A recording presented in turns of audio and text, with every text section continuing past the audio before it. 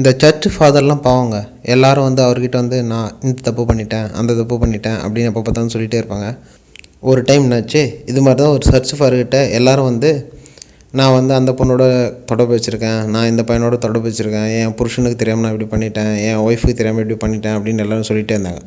இவர் அதெல்லாம் கேட்டு ரொம்ப டென்ஷன் ஆகிட்டார். இன்னும் எப்போ பார்த்தாலும் நம்மக்கிட்ட வந்து இதே சொல்லிகிட்டு இருக்காங்க இவங்க அப்படின்னு சொல்லிட்டு ஒரு நாள் என்ன பண்ணார், சண்டே சர்ச் கூடும்போது சொல்லிட்டார், அடுத்த முறை என்கிட்ட யாராவது வந்து இது மாதிரி சொன்னாங்கன்னா நான் வந்து இந்த வேலையை விட்டே போயிடுவேன், எனக்கு இது பிடிக்கவே இல்லை, எனக்கு இது மாதிரி இருக்கிறது பிடிக்கல அப்படின்னு சொல்லிட்டார்.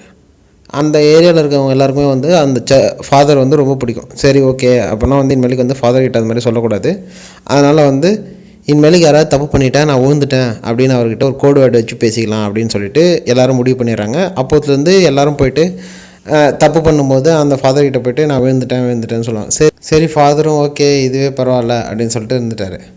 அப்படியே ரொம்ப நாள் போயிட்டு இருந்துச்சு. ஃபாதரும் அவரும் செத்து போயிட்டார். அதுக்கப்புறம் புதுசாக ஒருத்தர் அந்த இடத்துக்கு வந்தார்.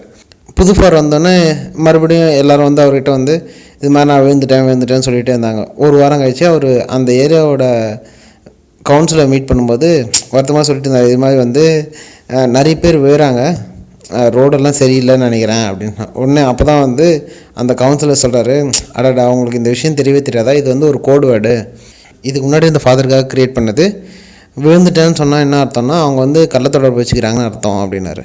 உடனே இவர் சொன்னார், என்ன சொல்கிறீங்கன்னு புரியல, ஆனால் வந்து உங்கள் ஒய்ஃப் வந்து 3 டைம் இந்த வாரம் விழுந்துட்டாங்க அப்படின்னு சொன்னாங்க